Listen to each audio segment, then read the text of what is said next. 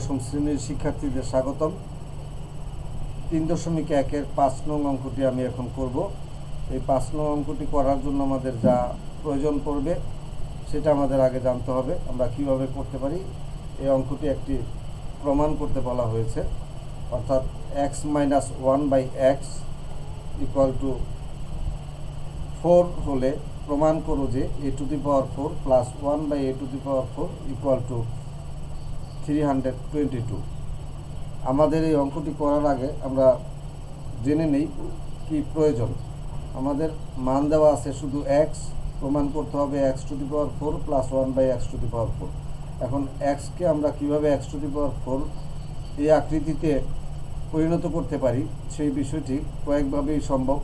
আমরা সূত্রের মাধ্যমে এই অঙ্কটা করতে পারি, আবার xকে পাওয়ার 4 কীভাবে তৈরি করা যায় সেটা সেইভাবেও করতে পারি।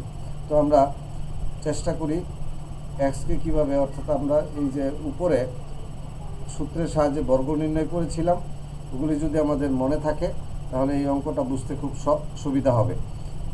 তা না হলে আমাদের ওই বর্গগুলো দেখে নিতে হবে। আমি যদি xকে বর্গ করি তাহলে এটা রেজাল্ট হয় x²। আবার যদি x²কে বর্গ করি তাহলে এটা রেজাল্ট হবে x⁴।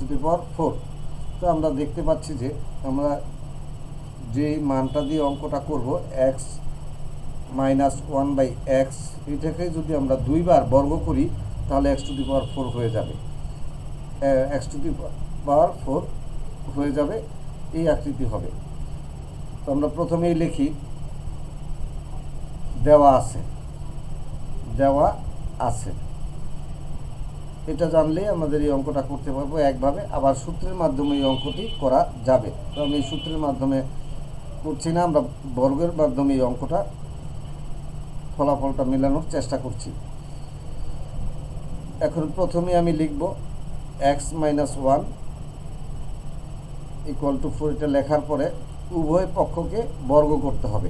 আমি যেই কথাগুলি বলবো আমাদের ছাত্রছাত্রীরা যদি এই কথাগুলি মনে রাখে তাহলে অঙ্কের যে বেসিক আলাদা কোনো জ্ঞানের দরকার নাই।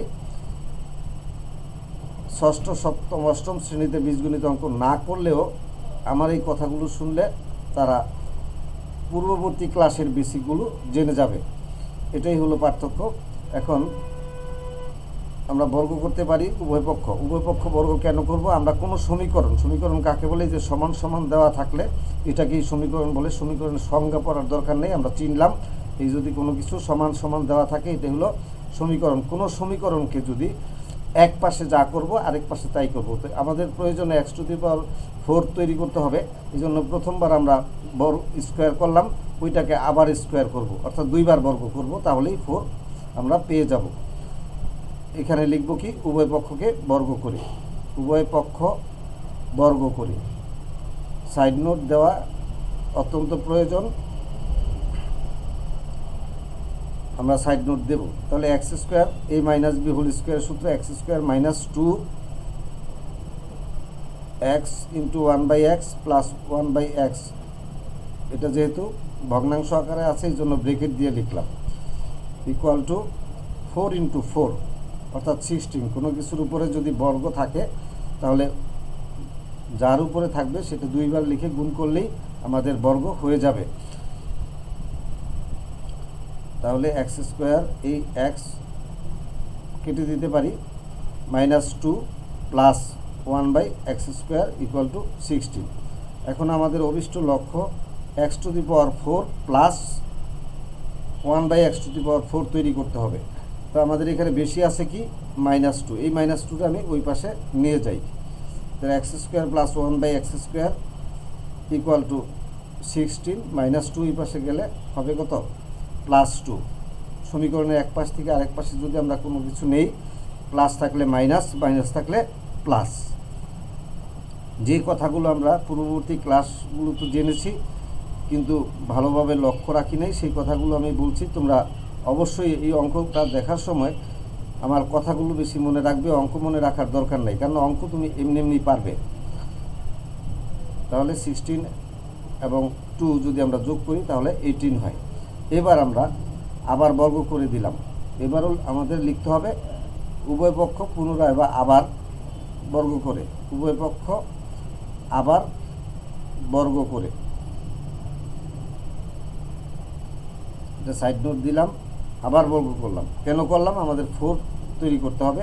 প্রথমবার বর্গ করছি, আজকে আমরা এক্স স্কোয়ার অলরেডি পেয়ে গেছি। এবার আমরা আবারও প্রথমটাকে এ, পরেরটাকে বি যদি ধরি, এ প্লাস বি হোল স্কোয়ার, তাহলে এ square plus 2 A B. A B বলতে আমাদের এখানে এ বি নাই, এক্স স্কোয়ার 1/x স্কোয়ার আছে, এই এক্স স্কোয়ারটাই এ, তাহলে এটার উপরে স্কোয়ার, তাহলে এক্স স্কোয়ার হোল স্কোয়ার। এইভাবেই আমি প্রত্যেকটা কথা এখানে লিখেছি। এ square plus 2 A B plus B square, তাহলে 1/x স্কোয়ার, তার উপরে স্কোয়ার। এই জন্য ব্রেকেট দিলাম, কারণ এটা লব হর আকৃতিতে আছে। এরকম যদি থাকে, অর্থাৎ একাধিক সংখ্যা অঙ্ক মিলে যদি বি হয়, তখন আমরা ব্রেকেট ব্যবহার করব। এবার 18কে 18 দিয়ে গুণ করতে হবে। গুণ করলে যা হবে সেটা হবে আমাদের এই ডান পক্ষে লিখতে হবে। তাহলে আমরা করি এই 18 অর্থাৎ 18 গুণ করা ক্লাস 9 নয়, তারপরও আমি করছি। 8 8 64 এর 4 লিখলাম। 8 × 1 8 আর 6 14, 8 × 1 8, 1 × 1 1, 4 12 এর 2, তাহলে 324 হয়। 324 অর্থাৎ 18কে যদি আমরা বর্গ করি 324। আশা করি বর্গ সম্পর্কে আর কোনো সমস্যা রইল না। বর্গ জিনিসটা কি, অর্থাৎ যার উপরে বর্গ থাকবে ওইটা দুইবার লিখবো, মাঝখানে গুণ চিহ্ন দেব।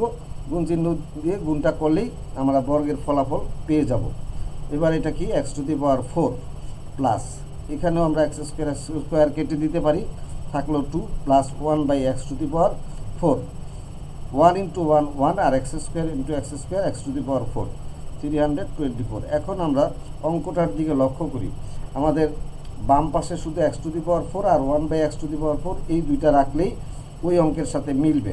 তো আমি সেটাই করলাম। x⁴ plus 1/x⁴ equal to 324। এটা আছে প্লাস, ওই পাশে নিলে হবে মাইনাস। সমীকরণের এক পাশ থেকে আরেক পাশে আমি কোনো কিছু নিলে যোগ থাকলে বিয়োগ, বিয়োগ থাকলে যোগ। তাহলে কি হলো, x⁴ plus 1/x⁴ equal to 322। আশা করি আমাদের অঙ্কটা একেবারেই যা প্রমাণ করতে বলা হয়েছে তার সাথে মিলে গেছে। x⁴ plus 1/x⁴ equal to 322।